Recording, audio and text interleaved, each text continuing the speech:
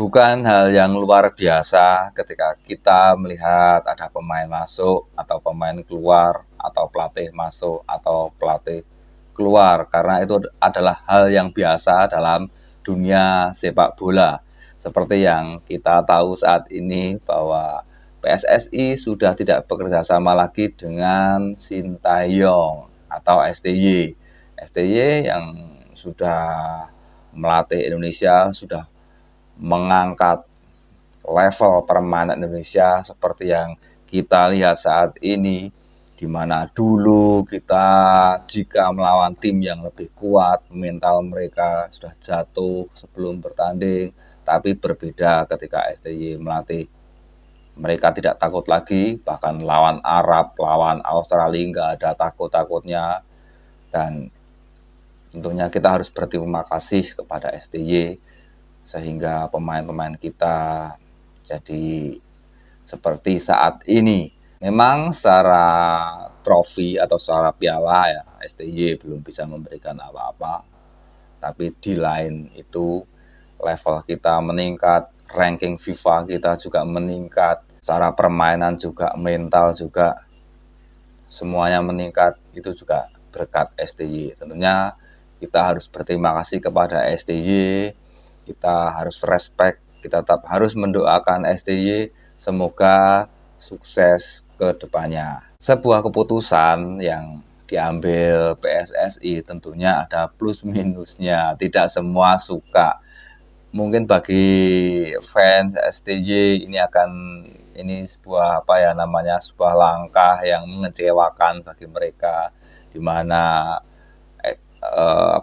mereka masih ingin melihat proses pemain-pemain dilatih STY, masih ingin menunggu proses hasilnya seperti apa, ingin melihat perkembangan timnas sepak bola Indonesia ketika timnas ditangani STY. Apalagi dalam waktu dekat kita akan bertanding melawan Australia yang tentunya dirasa sangat sangat beresiko jika kita mengganti pelatih.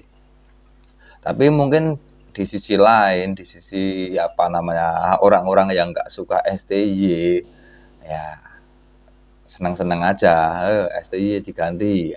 Sekarang kita saatnya memikirkan cari pelatih yang lebih bagus dari STY. Ya nggak masalah sih mereka berbeda pendapat, tapi kita berusaha melihat dari dua sisi.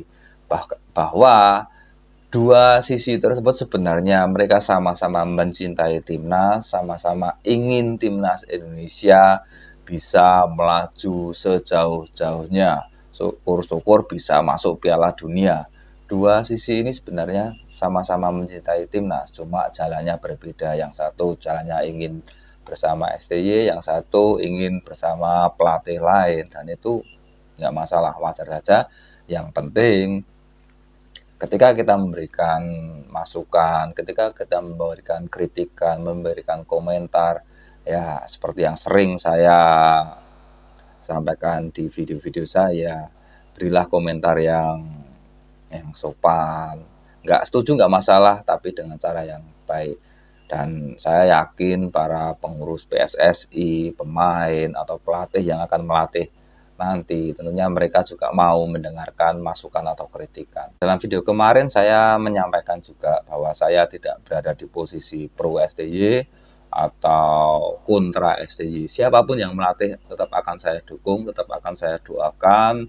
Dan diberhentikannya STY tentunya ini adalah sebuah keputusan yang sudah dipikirkan matang oleh PSSI, walaupun yang namanya keputusan sekali lagi tidak bisa menyenangkan semua pihak. Tapi kita melihat dari kacamata PSSI, saya yakin PSSI berusaha ingin membuat langkah lagi, ingin membuat langkah lain, sehingga diharapkan ya, bukan pasti ya, tapi diharapkan timnas bisa berjalan dan bisa berkembang sesuai dengan keinginan kita semua.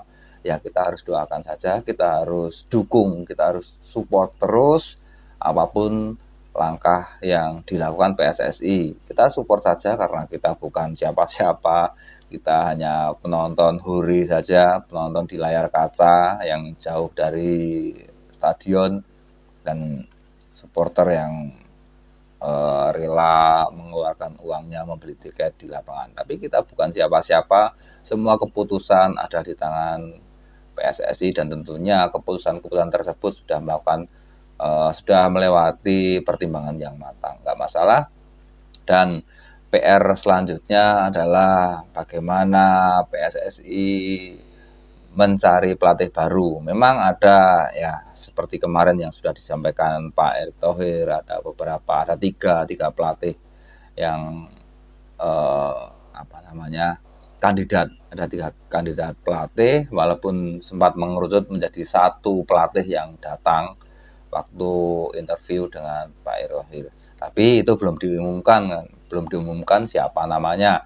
Ya, siapapun itu tentunya harus cepat-cepat bekerja, mulai sekarang harus mulai ngintip-ngintip potensi para pemain, harus mulai memikirkan bagaimana cara melatihnya, bagaimana strateginya, bagaimana kelebihan pemain kita, bagaimana kekurangan pemain kita, sehingga bisa siap untuk bertanding melawan Australia, yang paling dekat dengan Australia ini. Nah, harus memikirkan itu, karena ya ngeri-ngeri sedap juga di tengah-tengah perjalanan R3 kita berharap kita bisa melaju ke R4 atau bahkan lolos ke Piala Dunia secara langsung, tapi di tengah-tengah ini ganti pelatih. Oke, mungkin kalau pemain sekelas Arab ya mereka sudah biasa gonta-ganti pelatih, bahkan di tengah event langsung ganti pelatih juga mereka sudah mengalaminya. Tapi buat kita mungkin adalah hal yang baru, dan saya jarang mendengar ada pelatih timnas Indonesia yang dipecat. Biasanya kayaknya menyelesaikan kontraknya dulu baru diganti, tapi baru kali ini kita ganti pelatih, dan ini sebuah hal yang baru buat kita semua. Di tengah-tengah R3, di tengah-tengah event kita ganti pelatih, dan ya kita doakan saja semoga pelatih yang baru bisa segera adaptasi, segera mempunyai rencana, ide bagaimana pemain-pemain kita akan bertanding, strategi apa yang akan mereka gunakan sehingga bisa siap untuk menghadapi R3 putaran selanjutnya. Jadi mungkin saat ini buat supporter yang kontra STY atau yang pro STY, ya lupakanlah ini semua. Jangan baper-baperan, jangan kompak, tetap harus kompak. Sekarang saatnya kita memikirkan ke depannya. Kita fokus ke R3, ke Australia dulu, jangan yang lain-lain. Udahlah, masalah STY sudah selesai, sekarang sudah diputuskan. Sekarang kita fokus untuk menghadapi pertandingan selanjutnya. Oke, maju terus sepak bola Indonesia, kompak terus supporter Indonesia. Mari kita majukan sepak bola Indonesia sesuai dengan kapasitas kita.